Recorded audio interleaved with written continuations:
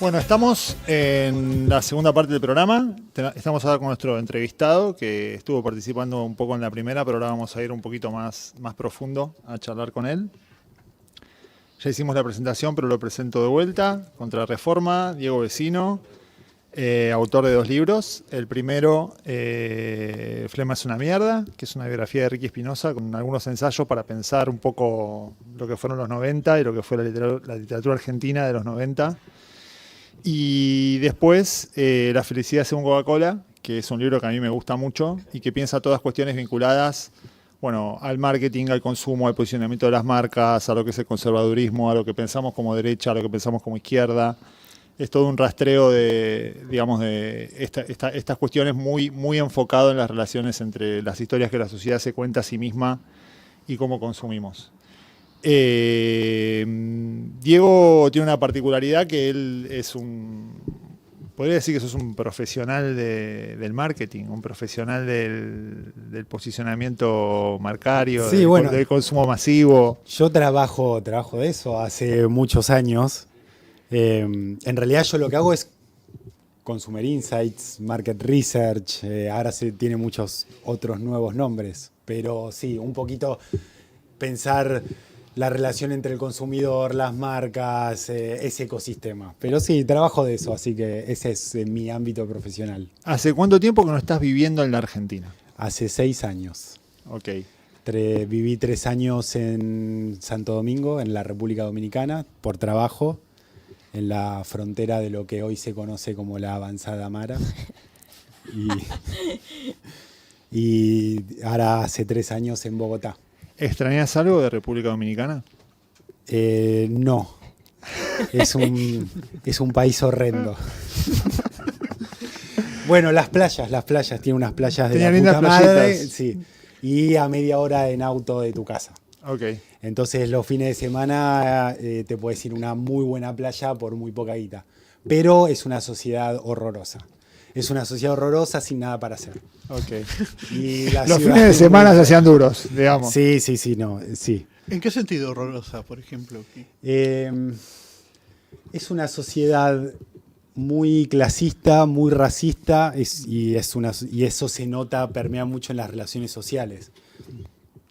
Obviamente, a mí no me tocaba porque uno cuando es un expatriado, digamos, que es la forma fancy de decir que uno es un inmigrante de clase alta, eso no te llega y estás un poco en la parte... Sos casta ya. Claro, sos un poco casta, estás en la parte alta de la pirámide social, pero es muy evidente como hay una relación de mucho conflicto con los haitianos, que es el país que está al lado. Es un poco nuestro Israel-Palestina en Latinoamérica. ¿Conflicto armado? ¿Estamos hablando? No armado, pero Narco. Onda una frontera muy conflictiva y cuando yo estaba viviendo ahí, el presidente en ese momento, que religió hace poco su tercer mandato, una democracia de muy baja calidad institucional, digamos. Que es un tema que a vos te preocupa. Que es un tema que a mí me te desvela. mucho. Por supuesto. Bueno, digamos que parte del... Bueno, cuando yo me fui en ese momento, República Dominicana, en el lento degradarse de las comparaciones de la Argentina con otros países, al principio nos comparaban con Brasil, después fue con Chile, después con Perú, y cuando yo me fui para ahí era con República Dominicana. Entonces íbamos peregrinando, descendiendo en el rango de los países con los que nos comparaban. Y en ese momento el presidente ganó con la propuesta de construir un muro estilo Trump. Linda. Sí. Y... ¿Por qué no te quedaste ahí? No, porque yo pedí que me muevan, porque ya no... Huyó. Claro, digamos. 1 año viviendo ahí es muy aburrido. 2 años ya empieza duro. a ser un poco conflictivo. 3 años es como sáquenme de acá. Y Estabas con una banderita blanca Sí. en la Me azotea de tu rindo, me edificio rindo. diciendo... Lo que tiene de bueno es que yo cuando trabajaba ahí daba soporte a todo el clúster, a todo lo que se llama CARICAM, que es Centroamérica y el Caribe, entonces viajaba mucho y eso me Y sacaba un podías poco escapar del palo. Sí, a podía veces. escapar. En realidad todo el resto, espero que nadie vea esto realmente, pero todo el resto de los mercados que me tocaba y por los que me tocaba viajar eran muy parecidos a Dominicana. Entonces en realidad cuando salía de Dominicana me encontraba con un país que era exactamente igual en sus características. Quizás un poco menos violento, Pero entonces no era tanto un escape. Claro. Pero sí, es ¿Y ser un poco. cómo nos veían a los argentinos? No, nos aman, boludo. Me jodés. Los argentinos somos un poco la aristocracia. La aristocracia no reconocida, pero nos aman. Consumen nuestro rock. De hecho, los dominicanos que se quieren diferenciar, los dominicanos de cultura que se quieren diferenciar de la cultura dominicana, es decir, que no escuchan reggaetón o su versión anfetaminosa que se escucha en la isla, que se llama el dembow, que es como el reggaetón, pero Pero es más folclórico. no, ese reggaetón. ¿Tenés pero una playlist de Dembow? Tengo una tu... playlist. La pones a Te puedo veces. pasar. Te tomás unos rones y Te puedo cuando extrañas El un poco algoritmo de- Dominicana, No, porque es inescuchable, pero si quieren escuchar algo, tienen que buscar el alfa. El alfa es el número uno. El uno. El duki de ellos. Es el Duki de ellos. Tiene un tema con Bad Bunny, de hecho. Es inescuchable. Es como reggaetón, pero si tomaste Sí, más mucha bajo. anfetamina. Es como al palo. Es muy duro de escuchar. Ahí estamos escuchando. El alfa pusieron- Para ponerle a la gente en contexto. para ponernos en contexto. Exacto. Yo te digo que capaz que lo Bailar, guardamos, Dani. lo guardamos como cortina ya. Puede ser el Bueno, alfa. Pueden pedirle a los invitados de acá en adelante que les deje un tema folclórico para ir incorporando a la playlist del programa. Entonces, los dominicanos que se quieren distinguir de esos consumos plebeyos escuchan en general rock argentino. Ese es como ¿Quién es qué banda? Claro, eso. Soda artista? Stereo. Soda Stereo es como Es la banda. Se escuchaba mucho Los Enanitos Verdes también. Mirá, Te iba a claro. decir los enanitos verdes, se me cruzó. Enanitos verdes. Babasónicos. Tiene sentido. Babasónicos un poco, sí, también, pero menos. De hecho, Los Enanitos, Bad Bunny había sacado un tema en vivo Sí. con el de Los Enanitos Verdes, perdonen, mis referencias de rock nacional Marciano no son tan Cantero. buenas. Sí. Ese. Que de hecho es muy bueno, era muy bueno. Pero ahí Bad Bunny hacía como un pequeño homenaje a la música del rock argentino. Bad Bunny es un artista un poco mejor, digamos, más sofisticado que el común del reggaetón dominicano. Claro. Y ahí lo demostraba. Bueno, Pero sí, nos aman. También miraban mucho las novelas tipo Chiquititas, consumían mucho de eso. Cris Todas Morena cosas viejas, digamos, ¿no? Todas cosas colonizando. viejas, sí, todas cosas viejas, pero también porque Argentina dejó de producir un poco Eso. Claro. ese tipo de productos. Vos decís que si volviéramos a producir esa calidad cultural, igual calidad, pero está bien. No, sí, ahora nos parece calidad, ¿no? Ahora está devaluado. ¿Volveríamos a colonizar Latinoamérica? Sí, totalmente, para mí sí. Sí, Sí. en Cuba todavía están viendo poner Franchella, tengo entendido. Claro. Sí, totalmente. También, por ejemplo, miran mucho a la selección argentina. Es como que en general hinchan por la selección argentina. Más que por Brasil. Porque Mucho viste que hay más que como por una Brasil. grieta en algunos países de América Hay medio Latina. una grieta, están más los hinchas de Brasil y más los hinchas de Argentina. Sí, eso también define un poco ciertas identidades. Pero en un país que es muy beisbolero, la liga de fútbol es muy raquítica. Yo me fui a ver un par de partidos de fútbol. Es como amateur. Casi te llaman y te dicen vení a jugar y... No, de hecho, un argentino que laburaba. Bueno, espero de vuelta que nadie escuche esto, pero un argentino que laburaba en marketing, del cual me hice un poco amigo, se fue de su laburo porque le ofrecieron como la presidencia de la Liga Dominicana de Fútbol. No. Era el Chiquitapia de República Dominicana. Chiquitapia. El pibe no tenía ningún tipo de background gestionando absolutamente nada. Pero en jugaba al deportes. fútbol. No jugaba al fútbol. Nunca había jugado al fútbol. Odiaba y el armó un fútbol. club que salió campeón 8 años seguidos. Ahora Pero es el único club que existe. en Tenía República. cierto expertise en, no sé, gestión Y sí. del mundo privado y lo pusieron ahí. Ya son una empresa. Y hizo como cierta, no sé, hizo cierta gestión. Bueno, duró poco, la verdad. Pero me fui a ver partidos con él. Estuvo bueno. Y ahora que volviste acá a Buenos Aires, ¿cómo encontraste a la ciudad? ¿Cómo la viste? Mirá, la verdad, bien. O sea, yo sé que la ciudad no está bien, pero yo vuelvo y la veo bien porque para mí Buenos Aires es una ciudad espectacular. Es un poco indestructible, a pesar de que el jefe de gobierno quizás que hoy tengamos esté empeñándose en destruirla un poco. Pero vos pensás que yo vengo de recorrer ciudades de Latinoamérica, que son muy distintas a Buenos Aires, tienen otra dinámica, tienen otra lógica. Entonces, volver a Buenos Aires siempre... Buenos Aires te ofrece una experiencia que es muy superior. Y Habíamos hablado que no tiene esa cosa de la ciudad liberal clásica Sí, latinoamericana, totalmente. ¿no? Totalmente. Para mí lo que diferencia a Buenos Aires de otras ciudades es que las ciudades en general en Latinoamérica son ciudades liberales, en el sentido de que las ciudades en Latinoamérica se van como... en Buenos Aires te das cuenta que en algún momento hubo una élite política, cultural, que planificó la ciudad. Y no solo una, hubo varias de forma sucesiva. Y las marcas de esa visión y ese proyecto están en la trama urbana. Esto lo digo de forma muy espontánea, porque yo no es un tema que conozca, pero es muy claro ver eso. No, la cuadrícula, por ejemplo. La cuadrícula, la General Paz, la 25 de Mayo, el entubado del Maldonado, las diagonales en el centro. Digo, vos tenés ahí sucesivas élites políticas que construyeron y proyectaron la ciudad para problemas que no tenían de forma inmediata la ciudad. Estaban pensando Proyectando. en problemas que la ciudad podía llegar a tener de acá a 20 años, 30 años, 50 años.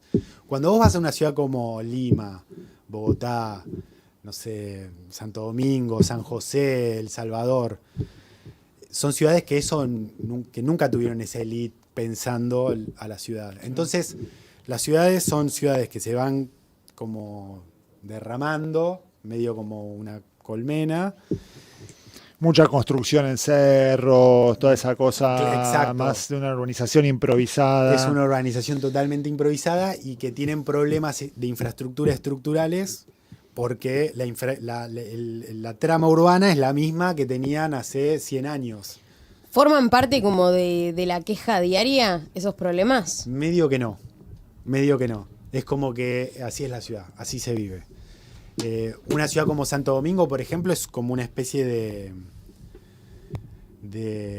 no sé, vos ves vos tenés calles que son muy, muy pequeñas, tenés una sola gran avenida que se ve que en algún momento dijeron, che, esto no da para más, construyamos una avenida que se llama Winston Churchill. Es decir, Espectacular. Muy nacionalista, me imagino. Y termina en Haití. Que del otro lado se llama Joseph Stalin. sí, medio que va de mar a mar y listo. Eso es como la gran solución de infraestructura que le ofrecieron a la ciudad en algún momento a Claro, alguien. una avenida. Una avenida. Re Y barato. todo el resto son como pequeñas callecitas que se van metiendo. Y vos tenés a los dominicanos que les gustan mucho las jipetas, que son la Chevrolet esta, ¿cómo se llama? Bueno, las camionetas La grandes. camioneta gigante. La de GTA. La de GTA. Y van por esas calles, o les gusta mucho el Camaro, como ese tipo de autos deportivos muy caros. Y van por esas calles hechas mierda con esos autos que no entran en esas calles y el caos de tránsito es increíble. Y es un poco lo mismo que le pasa a Bogotá. Bogotá tiene un problema de tránsito increíble porque es una ciudad que no tiene subte, no tiene transporte público. El sistema de colectivos es muy deficitario. Tiene 2 avenidas, no tiene una, tiene 2. Acá hubo una época que el macrismo estaba medio enamorado de los metrobús de Bogotá. Como que lo habían tomado como un ejemplo virtuoso. ¿Sale de ahí? Nuestros metrobuses salen de ahí. Es un sistema muy deficitario que está hecho para dar respuesta a una ciudad que no tiene subte. Porque en realidad lo que necesita Bogotá es un subte que lleva a la gente por abajo de la tierra. Está todo el mundo por arriba. Es desesperante manejar por Bogotá. Es increíble. Y o sea que llegaste acá y te encontraste con de repente calles anchas. Claro, para mí esto es espectacular. Boludo, las ciudades en Latinoamérica no están iluminadas, no tienen alumbrado público, por ejemplo. Nosotros acá nos quejamos de los cortes de luz, lo cual es cierto. Y en Buenos Aires se corta mucho la luz. Y ese es un gran problema histórico y un gran problema de inversión de infraestructura, del kirchnerismo, etcétera. Pero en cualquier ciudad de Latinoamérica se corta igual la luz. Lo que pasa es que ellos están tan acostumbrados a gestionarse de forma privada esos servicios que todas las casas, todos los edificios Todo el mundo tiene un generador. tienen un generador privado. Gasoil. Exacto. Entonces, vos medio que no lo sentís, se te corta la luz y se prende el generador. Y Acá eso nos vemos locos todos, decimos qué pasó. eso acá Es mi derecho. Claro. Exacto. Acá yo muchas veces pensaba cuando vivía allá, ¿por qué en Buenos Aires los edificios no tienen planta eléctrica como tienen allá? Acá es como que eso sería como una claudicación, me da la sensación. Sería vivido como una claudicación. No, boludo.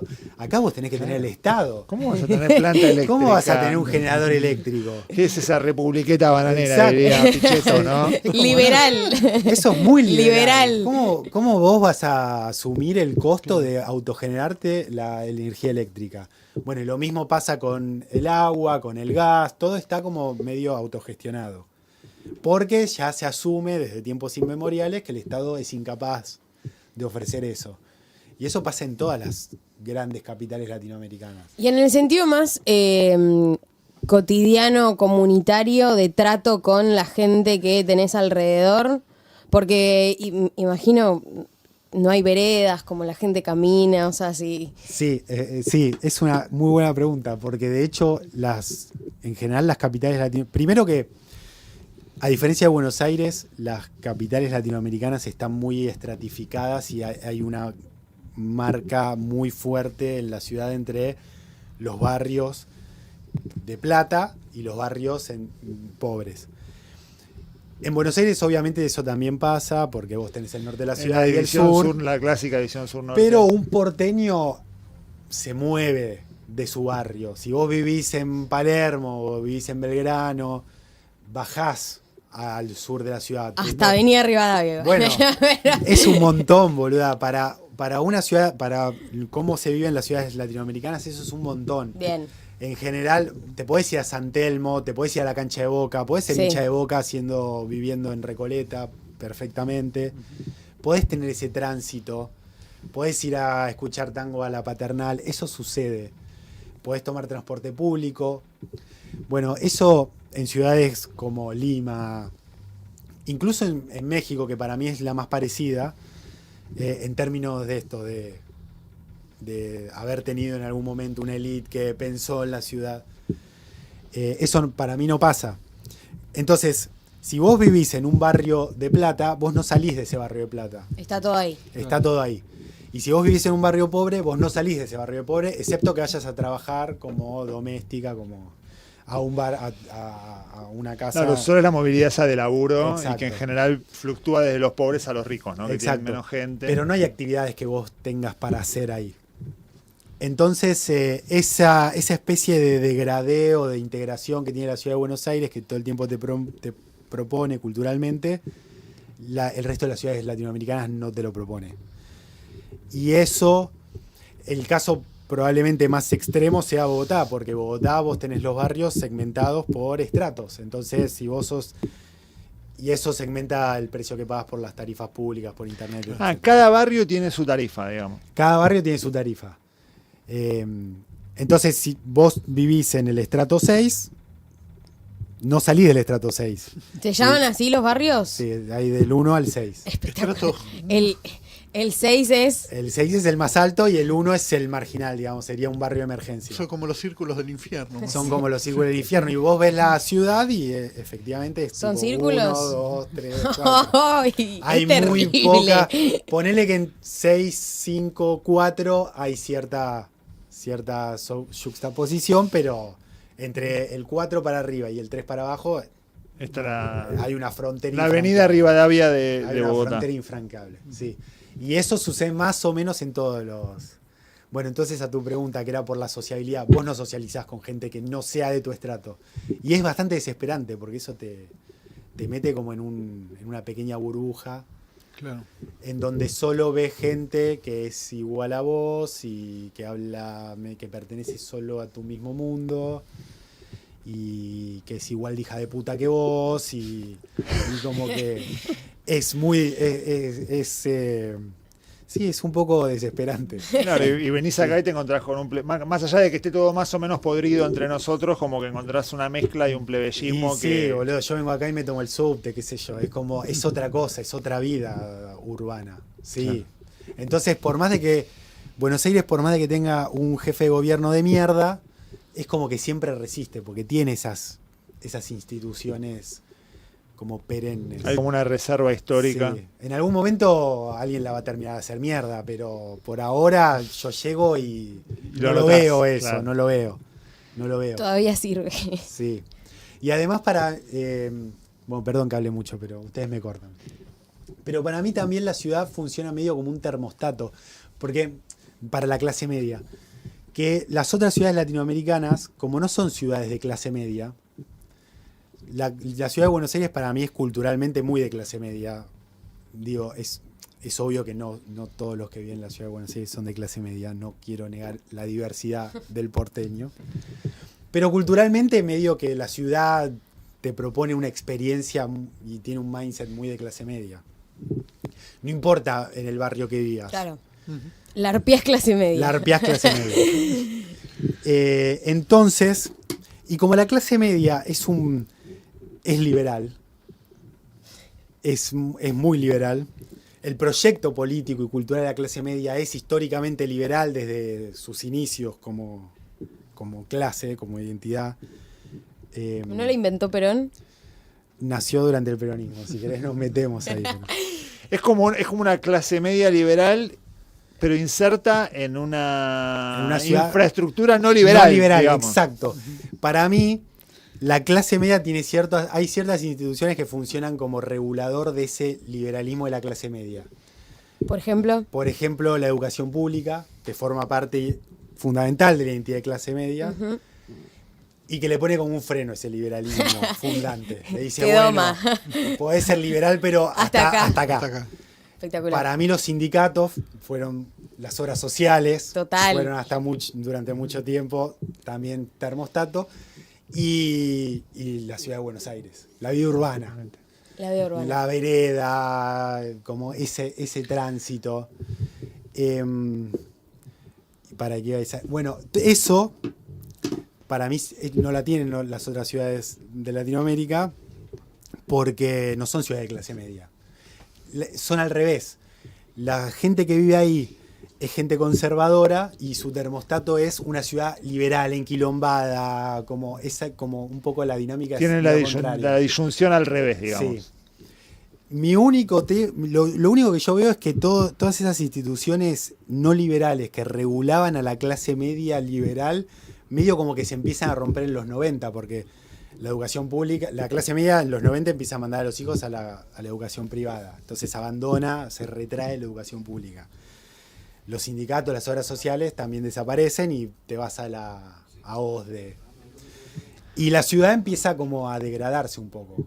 ¿Quién cuida esas instituciones? Bueno, un poco el ocaso de lo que eran las cooperativas, de lo que era el hogar obrero, de lo que eran todas esas asociaciones, ¿no? Que la vivienda capaz que la construían ellos en una medida, total. Y hoy son lepores. Total. ¿no? Hola, ¿qué tal? Hoy es la ciudad Total. lepores. Total. Sí. Total. Y eso, para mí por eso la clase media como que se vuelve anarquista en 2001, porque como que esas redes se debilitan y la clase media como que su liberalismo queda libre y se puede anarquizar. Y se desenfoca. Y se Autonomistas. Se vuelve autonomista, claro. Para mí sí. Bueno. Por eso la ciudad hay que como tratar de Hay que aguantarla. Hay que bueno, Quería que nos hablaras un poco de la idea esta que tenés del peronismo melancólico, ya que estamos hablando de formas de integración, Ya que clase la media, melancolía. liberalismo, y que nos estamos poniendo también nosotros un poco melancólicos. ¿Qué es el peronismo melancólico? Bueno, para mí, esto lo tengo que volver a pensar porque ya me lo olvidé todo. El peronismo melancólico es como... El peronismo empieza... Bueno, El Hablale al peronismo micrófono. empieza... El peronismo- Nos quedan 7 horas de programa. El peronismo es Así arranca. Para mí el peronismo melancólico es como... El peronismo en los 80 se neoliberaliza. Voy a empezar a hablar como corresponde. como un viejo. De Cafiero. Voy a asumir el fantasma de Cafiero. El peronismo en los 80 se neoliberaliza. Llega la democracia, gran derrota electoral en el 83, que se vive de forma muy traumática, y el peronismo ahí queda como... interpreta la derrota de los 70 y la derrota me da gracia igual estar hablando de esto, así como serio, interpreta la derrota electoral como bajo la necesidad de, bueno, lo que el peronismo fue hasta ahora No sirve más. no sirve más. Hay que cambiar de piel. Hay que cambiarlo. Y eso... Tenía sentido igual, o sea. Sí, bueno, claro. Es como ahora, un poco. Sí, tenía sentido, claro. Pero ¿Pero esa fue una etapa de melancolía como la presente o fue una etapa más de renovación? No, fue una etapa de renovación, Pero el diagnóstico que ellos hacen es, bueno, para adaptarnos a los nuevos tiempos, tenemos que eliminar el elemento antidemocrático que anidaba en el peronismo, que fundamentalmente era el sindicalismo. Ya no está la figura de Perón que podía sintetizar la izquierda y la derecha, entonces tenemos que generar mecanismos internos de elección del liderazgo, etc. Y en ese momento el peronismo cambia de agenda y se pliega a la agenda del alfonsinismo, básicamente, que buscaba esa reconstrucción de la democracia. Y suma fundamentalmente dos patas, que es la democracia representativa, las instituciones, de forma interna al interior del partido y soportando y externa como forma de organización política, y los derechos humanos, los derechos civiles, todo eso. La ciencia política. Bueno, esa es una gran transformación que se da al nivel del discurso, de la interpretación de la sociedad, de la serie social. La sociología fue el gran discurso que buscaba explicar las transformaciones en las décadas revolucionarias del 60 y el 70. En los 80 aparece la sociología no ya para explicar cómo se transforma la sociedad, sino cómo pensamos la reinstitucionalización de la sociedad, de una sociedad argentina que vivía en la excepción. Y todos empezamos a decir, bueno, normalicemos esto, porque es un quilombo. No podemos vivir en la excepción todo el tiempo. Algo muy parecido a lo que está pasando ahora. No puedo evitar trazar esos paralelismos, porque hoy el reclamo viene a ser un poco ese también. Sí, no, totalmente. Ahí hay como una primera derrota para mí del peronismo, una primera claudicación, en el sentido de que esa modernización que implica sus condiciones de supervivencia, porque probablemente sin esa modernización el peronismo se hubiese deshilachado, pero también implica entregar ciertas banderas que eran fundantes y implica renunciar al vínculo libidinal que el peronismo había establecido históricamente con el electorado y transformarlo en un vínculo transaccional, digamos. La democracia se entiende como partidos que ofertan, que construyen su discurso en base a la innovación y ofertan al electorado eso, y el electorado elige libremente, digamos. Pero claro, el electorado no elige así propuestas políticas. El electorado demanda cosas... Sigue siendo pulsional, digamos. Exacto, el electorado demanda cosas que no quiere en realidad, o demanda cosas que quiere pero que no quiere que se las des, o que quiere que se las impongas. Bueno, el vínculo, el deseo del electorado es esquivo, es opaco. El peronismo siempre lo había interpretado muy bien. Después, y ahí queda como fijado esa derrota, porque si bien el peronismo se transforma, queda un poco como conectado a esa vieja épica, esa vieja mística que nunca vuelve a lograr. Después, en 2001, hay como una segunda derrota del peronismo, porque claramente, el menemismo se interpreta como una segunda derrota del peronismo, como una segunda entrega de las banderas, como una segunda traición. Pero sin embargo reconstruye algo de ese vínculo libidinal. Sí, reconstruye algo de ese vínculo libidinal. Es más revisionista esa visión del menemismo igual. ¿En qué sentido? De la segunda derrota, ¿o no? ¿En ese momento? Sí, es la manera en que post-2003 se reinterpreta al menemismo, sí. No, pero ya en ese momento había todo un sector del peronismo que lo veía como una derrota tremenda. El peronismo que se integra al Frepaso, claro. Muy tempranamente ya lo denunciaba, digamos. Empieza a ser crítico. Sí. Pero bueno, ¿dónde terminó? Totalmente. Bueno.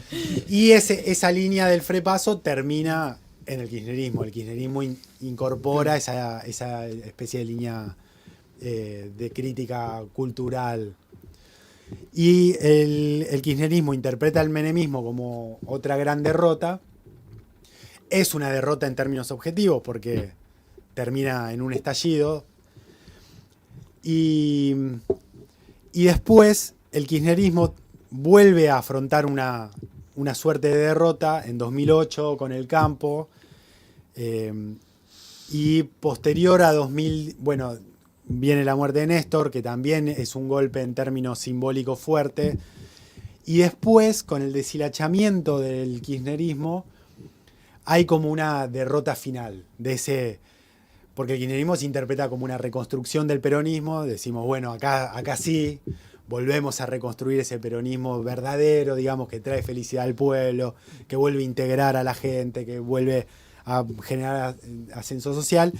Pero posterior a 2011 y después de Macri y sobre todo también con Alberto, que es cuando me parece que queda cristalizado eso, hay como una especie de revisión de todo el proceso del peronismo, desde los 80 para acá. Y particularmente de ese periodo de kirchnerismo que parecía tan luminoso y que de repente se vuelve un poco más opaco. No parecía tan sólidas las bases que se habían construido. Entonces ahí me parece que el peronismo como que se melancoliza, queda medio fijado a esas múltiples derrotas que viene acarreando.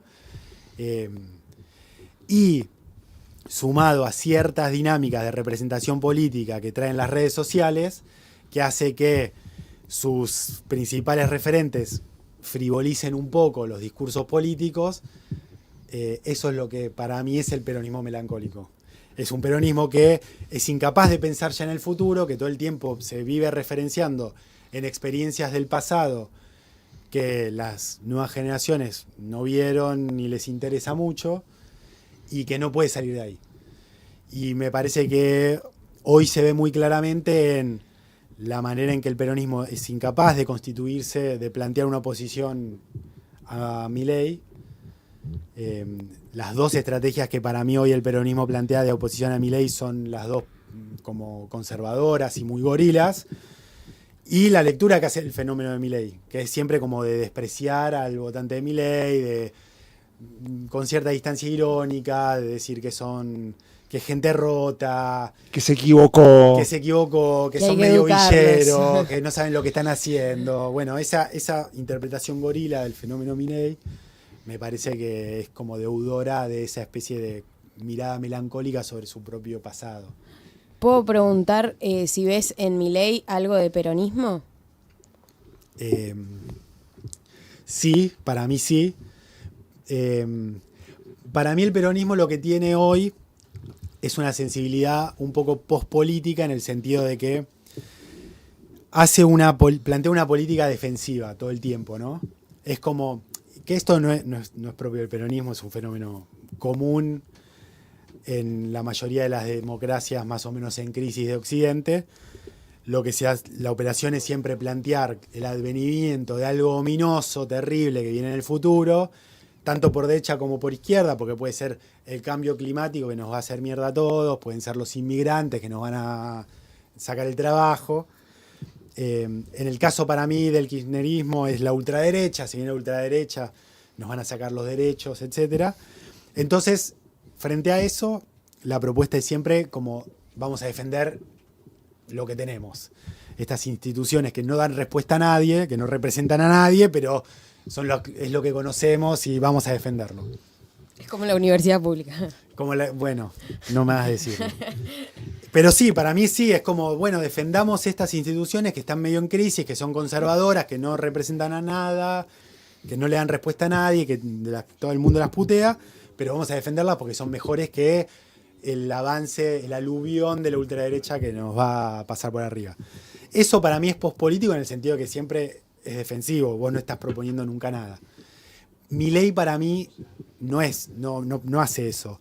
Todo lo contrario, es muy ofensivo todo el tiempo y en ese sentido es político en el mejor sentido.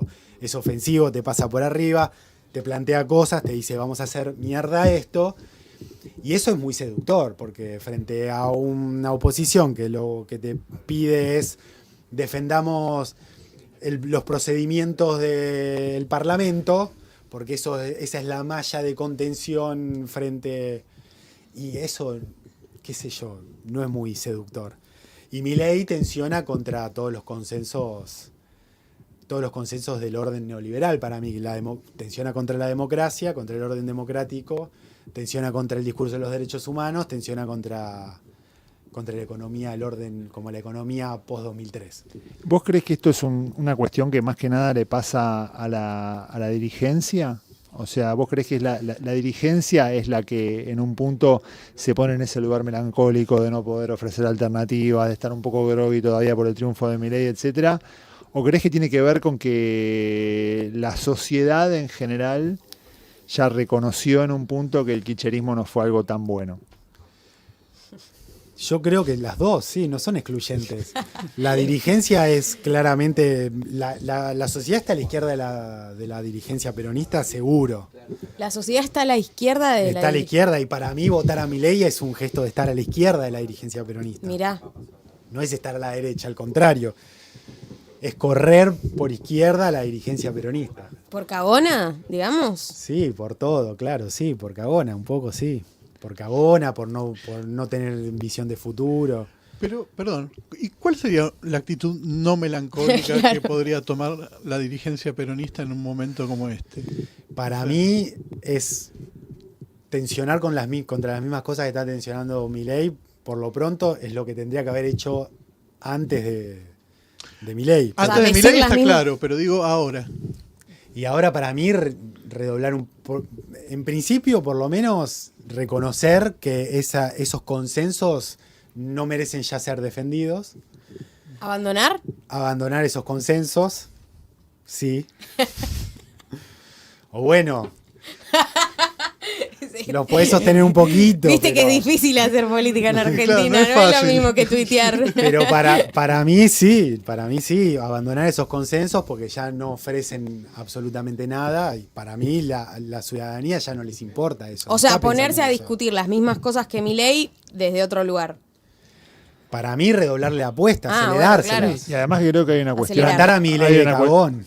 Pero además que hay una cuestión de la invención y de que digamos, la política en un punto es correlacionar con las fuerzas sociales y en otro punto es generar algún tipo de innovación, ¿no? Toda la idea de la casta de Milei fue una innovación total, digamos. Milei fue el que le puso nombre a algo que estaba pasando y de repente ahora es la casta y todos decimos casta Sí, dolarización hizo lo y mismo. es claro. dolarización hizo lo mismo, digamos. Hay otras cosas que están dando vueltas seguramente en la sociedad y que nosotros tenemos una dirigencia que es totalmente impotente, totalmente incapaz de detectarlas, por muchos motivos me parece, ¿no? Por intereses creados, por un umbral epistemológico, Habla otro idioma. por la melancolía Claro.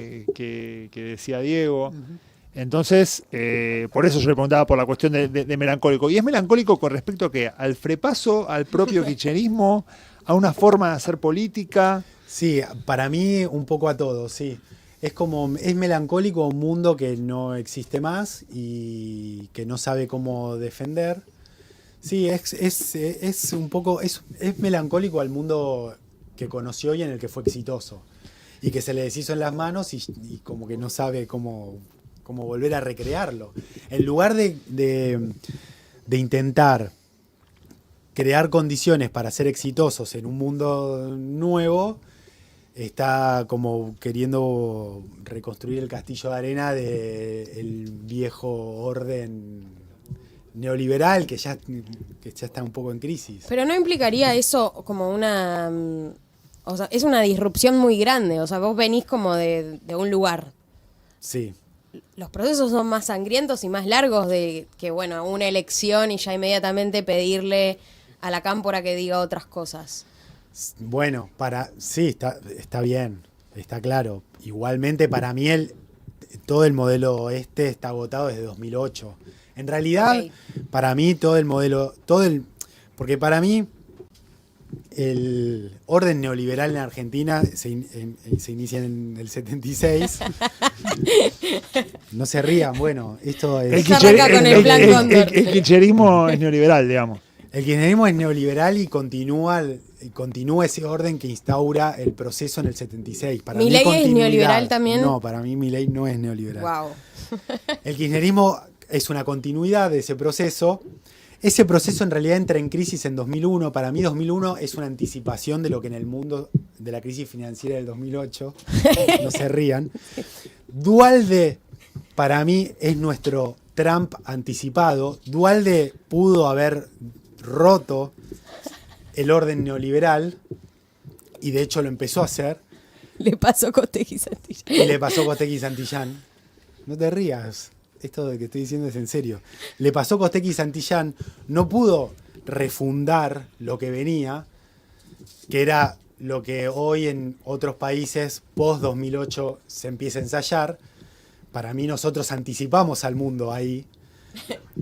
No, pasó en la Argentina antes, esa crisis financiera del 2008 pasó en Argentina en 2001. Entonces, nosotros suturamos la crisis del orden neoliberal un poco con la aguja de la clase media, del proyecto de vuelta neoliberal de la clase media. Y reconstruimos, lo mejoramos, lo perfeccionamos, porque el proyecto político de Néstor Kirchner es el orden neoliberal perfeccionado, mejorado. ¿Con qué? Con lo que Martín Rodríguez llama el disyuntor del sistema económico, que es ese paquete que contiene abajo Y a la clase media también y a con la el dólar clase media barato. para que no vuelva a estallar. Claro. Entonces, los planes sociales, el cepo, el subsidio al consumo, el subsidio a las tarifas, todo eso es lo que virtuosamente sostiene el orden neoliberal. Porque también, para mí, esta discusión no quedó bien saldada por lo que implicó el menemismo. El Estado neoliberal es un Estado que no es el Estado como siempre se lo plantea, que es el Estado que deja el mercado libre. Eso no es el Estado neoliberal. El Estado neoliberal es un Estado que interviene muy fuerte en la economía, pero interviene con un sentido un poquito distinto al Estado de bienestar, al Estado en la sociedad salarial. Es un Estado que interviene abajo para liberar las partes más, digamos, Dinámicas. más dinámicas, más cremosas del mercado a la iniciativa privada. Entonces, yo te libero al sector privado de tener que ofrecer una solución para toda la sociedad, porque yo agarro a los consumidores, digamos, que no te dejan margen. Eso me los agarro yo. Le digo a una prestadora de servicio de salud, a una constructora, vos no construyas casas abajo, o vos no le des servicio de salud a la gente pobre, porque eso no te van a dar ganancia. De eso me encargo yo. Yo reparto esa guita, no te preocupes. Vos encargate de lo En ese sentido, como que la reta era el androide neoliberal perfecto. Perfecto. Era como... ¿Qué presidente nos perdimos, ¿Qué hermano? presidente neoliberal nos perdimos? Exacto. Tantos años puteándolo y Exacto. al final. Entonces, El reptiliano. No es que el neoliberalismo suelta todo al mercado. Ese es el Estado liberal. El liberalismo clásico, el que venía hasta la crisis del 30 era así. El Estado neoliberal interviene mucho, pero interviene abajo para liberar las fuerzas productivas de el último dique moral, que es tener que diseñar un sistema que incluya a todos. Una última, porque nos estamos ya quedando Dale, un poco algún cortos con el montón. tiempo. Vos decís que Duhalde fue nuestro Trump Sí. y no pudo terminarlo de ser por un montón de razones históricas. Yo creo que Sí, también por porque la toda la inestabilidad política. toda la energía de la épica ya se había gustado en 2001, ¿no? Trump llega con una épica también Es que verdad. me parece que es diferente. Es verdad. Ahora, ¿Milei qué es? Milei, porque muchos dicen, no, viste, hay una discusión, Milei es Trump. No, Milei no es Trump porque Trump es mercado internista y Milei Es nacionalista. Exactamente. ¿Qué es Milei? ¿Milei estamos de vuelta un paso adelante? O sea, ¿Milei es como el fantasma del futuro? Ay, ¿El sería fantasma de genial. Navidad de futuros de lo que va a ser América Latina? ¿Argentina la está viendo? Puede ser, boludo, no sé. Yo lo único que sé es que Milei está como torpedeando los tres pilares del consenso del orden neoliberal, que es la democracia, los derechos humanos y la economía post-2003. Eso lo está tensionando todo el tiempo y lo quiere hacer mierda. Falta que levante el cepo para mí. Ujú. Y que medio levante la democracia e instaure la monarquía. Ese sería como... Ese El sería sueño húmedo de el Santi plan Caputo. final de ese- Santi Caputo. Ahí, listo. Hot. El tema es que el tipo es un libertario. Eso es raro. A la vez, yo creo que hay algo que anticipa ahí que es como la integración de Argentina. Para mí el nuevo orden que viene es el orden tecnofeudal, ¿no? La disolución de los estados nacionales y todos viviendo, rentando servicios a plataformas de extracción de datos. Con un ingreso universal. Con un ingreso universal y, que a Leila le gusta, le interesa. y yo creo que Milei sí es un paso hacia eso, mucho más que Trump. Porque los líderes de derecha, digamos, Trump, Bolsonaro, los que se suelen nombrar, tienden a ir en contra del orden neoliberal, a como a tensionarlo, pero no construyen el futuro. Son conservadores. Me parece, están como en un in-between. Para mí Milei sí tiene esa... Para mí el futuro Esa no es ambición. mejor que el orden neoliberal, ¿eh? No es que... Para mí va a ser mucho peor, no significa que... Pero él está profundizando, digamos. Esa Sí. sería la tesis. El orden neoliberal ya no funciona, ya está en crisis, no ofrece respuesta. Y Milei vendría a ser como la avanzada del orden tecnofeudal. Sí, que puede ser mucho peor, probablemente vaya a ser mucho peor.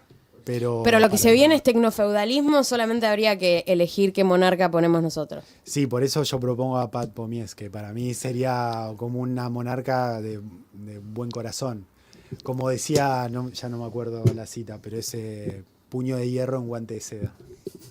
Bueno, la verdad que me hubiera quedado un montón. Además que abrimos el capítulo Pat Pomies que me merecía, la verdad, otra hora charla, 1 hora más mínimo. Pero bueno, gracias por venir a todos. Creo que la hemos pasado muy bien Muy bien. Muchas gracias por la invitación. y nos veremos en breve.